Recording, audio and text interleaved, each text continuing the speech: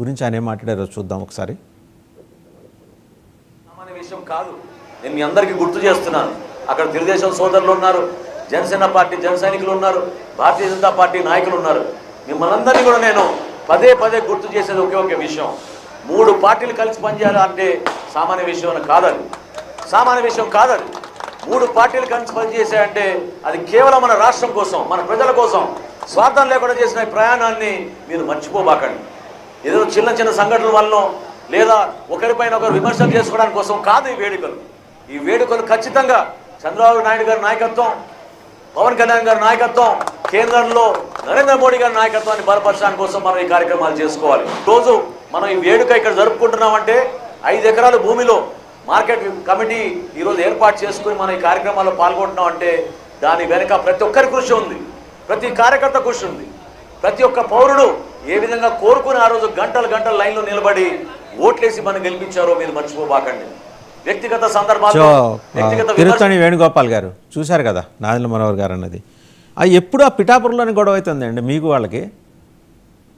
అదేంటి అంత కాంప్లికేటెడ్ ఉందా వేణుగోపాల్ గారు? వాసుదేవన్ గారు, మీకు అదే విధంగా ప్యానెల్లో పాల్గొంటున్న వివిధ రాజకీయ పార్టీ నాయకులకు, విశ్లేషకులకి, 99 టీవీ ప్రేక్షకులకి శుభోదయం, నమస్కారం.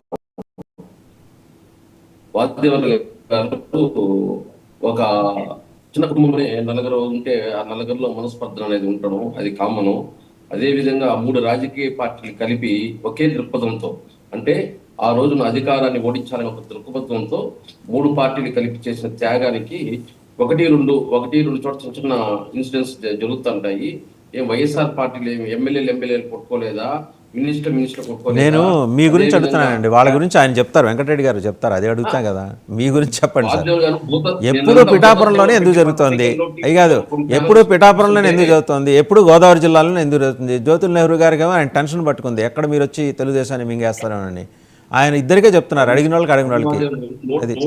175 నియోజకవర్గాల్లో ఉండదు ఎక్కడ. అదే చెప్పేది, ఏదో ఒక నియోజకవర్గంలో 2 నియోజకవర్గాల్లో ఇలాంటి చెదురుమర సంఘటనలు జరుగుతూ ఉంటాయి. మళ్ళీ నాయకులు కూర్చొని వాళ్ళిద్దరికి గ్యాప్ ని పొడవడం జరుగుతుంది. సాధారణ కామన్ అవన్నీ. ప్రతి చిన్న విషయం, ప్రతి చిన్న కుటుంబంలో నుంచి సంస్థల్లో కూడా ఇలాంటి కార్యక్రమాలు ఉంటాయి. దీనంతా ఏదైతే నాయకులు కూర్చొని ఆ కార్యకర్తల మధ్య ఉండే మనస్పర్ధల్ని క్లియర్ చేస్తాం జరుగుతుంది. అదేవిధంగా ఇంకొక విషయం ఏమంటే, ఈ రోజు ఏదో వెన్నుపోటు దినం అని చెప్పేసి 4వ తేదీ వైఎస్ఆర్సీపీ పెద్ద ఎత్తున కార్యక్రమాన్ని చేపట్టాలని పోస్టర్లు అన్ని పెట్టి ఏదో చేస్తున్నారు. అంటే గతంలో 2019 నుంచి 24 వరకు వైఎస్ఆర్ ప్రభుత్వం చేసింది ఏంది, తల్లికి చేసింది ఏంది, చెల్లికి చేసింది ఏంది, కార్యకర్తలకు చేసింది ఏంది, అదేవిధంగా ఉద్యోగస్తులకు ఏం చేసింది, రాష్ట్ర ప్రజలకు ఏం చేసింది. ఆ వెన్నుపోటు వల్లే కదా మనకు 151 నుంచి 11 సీట్లకు రావడం జరిగింది. అది గుర్తు రావడం లేదా? అంటే 5 సంవత్సరాలు మనం అందరికీ న్యాయం చేసి ఉంటే ఈరోజు ఖచ్చితంగా ప్రభుత్వం అనేది వచ్చి ఉంటుంది. ప్రభుత్వం రాకపోవడానికి కారణమే అందరికి మనం కూడా ఇచ్చిన మాటకి వెన్నుపోటు పొడిచాం కాబట్టి ఈ రోజు ఈ పరిస్థితికి 11 సీట్లకి రావడం జరిగింది. ఉద్యోగస్తులకు సిపిఎస్ చెప్పారు, సిపిఎస్ రద్దు చేశారా? ఓల్డ్ పెన్షన్ స్కీమ్ అమలు చేస్తా ఉన్నారు 1 వీక్ లో. కనీసం వాళ్ళతో కూర్చొని 5 సంవత్సరాలు ఏ రోజైనా ఉద్యోగస్తులతో కూర్చొని చర్చలు చేశారా? వాళ్ళు మా జగన్మోహన్ రెడ్డి గారిని కల్పించండి, మా ఆయనతో మీటింగ్ పెట్టండి అని చెప్పి అడిగితే కూడా 5 సంవత్సరాలు వాళ్ళని క్యాచ్ చేయలేదు. దానికి నిదర్శనమే ఈరోజు 11 సీట్లు రావడం. సరే, అది చరిత్ర. మనం వర్తమానంలోకి వద్దాం. చరిత్ర మనం చాలాసార్లు చెప్పుకున్నాం, అనవసరం. ఇప్పుడు ఎక్కడో ఇప్పుడు ఆ పార్టీ అధికారంలో నుంచి వెళ్ళిపోయింది. ఎవరు మర్చిపోలా, ఎవరు మర్చిపోలేదు.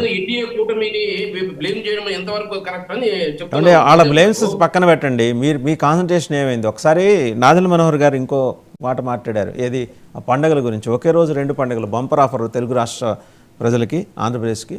ఆ బంపర్ ఆఫర్ గురించి ఆయన ఏం మాట్లాడారు ఒకసారి చూద్దాం. పీడ విరగడై ఏడాది పూర్తవుతున్న సందర్భంగా,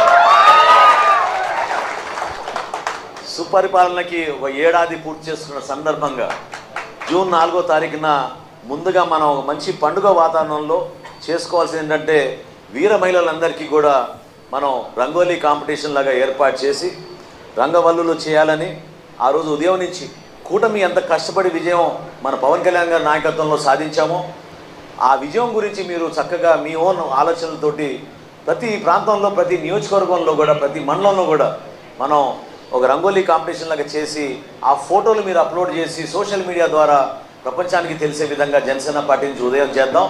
సాయంత్రం మీరందరూ ఎదురు చూస్తున్న కార్యక్రమం ఏంటంటే ఖచ్చితంగా మనం దీపాలు వెలిగించి అట్ ద సేమ్ టైం దీపాలు వెలిగించడమే కాకుండా మరొకసారి దీపావళి వాతావరణం వచ్చేటట్టు టపాకాయలు పేల్చి గెలిచిన సందర్భంగా పవన్ కళ్యాణ్ గారు చేసిన కృషి, జనసేన పార్టీలో ఉన్న జన సైనికులు, వీర మహిళలు ఎంత కృషి పడి, ఎంత కష్టపడి పార్టీ విజయం